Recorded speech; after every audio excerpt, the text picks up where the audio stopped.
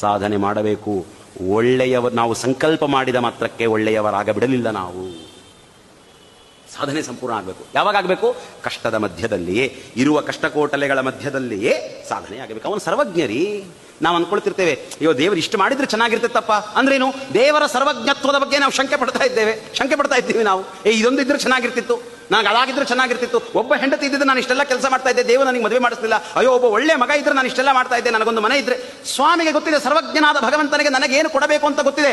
ಯಾವುದರ ಮಧ್ಯದಲ್ಲಿ ನನ್ನನ್ನಿಟ್ಟಿದ್ದಾನೋ ಅದರ ಮಧ್ಯದಿಂದಲೇ ನಾನು ಸಾಧನೆ ಮಾಡಬೇಕು. ಎದೃಚ್ಛಾ ಲಾಭದಿಂ ಪ್ರೊಚ್ಚನಾಗುವುದೇ. ಕೊಟ್ಟ ಕುದುರೆಯನ್ನ ಏರಿ ಗಡಿ ದಾಟಿ ಹೋಗಬೇಕು. ನನಗೆ ಆ ಕುದುರೆ ಇದ್ರೆ ಒಳ್ಳೆದು, ಈ ಕುದುರೆ ಇದ್ರೆ ಒಳ್ಳೆದು ವಿಮರ್ಶೆ ಮಾಡ್ತಾ ಕುಳಿತುಕೊಳ್ಳೋದಲ್ಲ. ಕುದುರೆ ಕೊಟ್ಟಿದ್ದಾನೆ ಸ್ವಾಮಿ, ಏರು ಗಡಿದಾಟು ಹೊರಡು. ಸಂಸಾರದ ಗಡಿದಾಟಿ ಹೊರಡ್ತಾ ಇರಬೇಕು ನಾವು. ಎದೃಚ್ಛಾ ಲಾಭ ತೃಷ್ಟರಾಗಬೇಕು. ಕೆಟ್ಟ ಹೆಂಡತಿ ಇದ್ದಾಳ, ಭಗವಂತನಿಗೆ ಗೊತ್ತಿದೆ, ಕೆಟ್ಟ ಹೆಂಡತಿಯನ್ನ ಕೊಟ್ಟೆ ನಿನಗೆ ಸಾಧನೆ ಮಾಡಿಸಬೇಕು ಅಂತ. ನೀನು ಮಾಡಿದ ಪಾಪಕರ್ಮದ ಫಲವಾಗಿ ಅವಳು ನಿಂತುಕೊಂಡಿದ್ದಾಳೆ. ನೀನು ಮಾಡಿದ ಪಾಪಕರ್ಮದ ಫಲವಾಗಿ ನಿನ್ನ ಮಗ, ನಿನ್ನ ಸಮಾಜ, ನಿನ್ನ ಸುತ್ತಲಿನ ಸಕಲವೂ ನಿನ್ನ ಕರ್ಮಗಳ ಫಲವಾಗಿ ನಿಂತಿದೆ. ಅದು ಒಳ್ಳೆಯದಾಗಿದ್ದರೆ ಚೆನ್ನಾಗಿರ್ತದೆ, ಕೆಟ್ಟದಾಗಿದ್ದರೆ ಕೆಟ್ಟದಾಗಿರ್ತದೆ. ಅದರ ಮಧ್ಯದಲ್ಲಿ ನಿಂತು, ಪಂಚಾಗ್ನಿಗಳ ಮಧ್ಯದಲ್ಲಿ ನಿಂತು ಋಷಿಗಳು ತಪಸ್ಸು ಮಾಡುವ ಹಾಗೆ ಕಣ್ಗಳನ್ನು ಮುಚ್ಚಿ ಬೆಂದು ಹೋಗುವ ಪರಿಸ್ಥಿತಿ. ಅಂಥ ಪರಿಸ್ಥಿತಿಯಲ್ಲಿ ಕುಳಿತು ಅವರು ಹೃದಯದ ಅಂತರ್ಯಾಮಿಯನ್ನ ಕಾಣ್ತಾರಲ್ಲ, ಹಾಗೆ ಕಷ್ಟದ ಮಧ್ಯದಲ್ಲಿಯೇ ಭಗವದ್ ಆರಾಧನೆಯನ್ನ ಮಾಡಬೇಕು.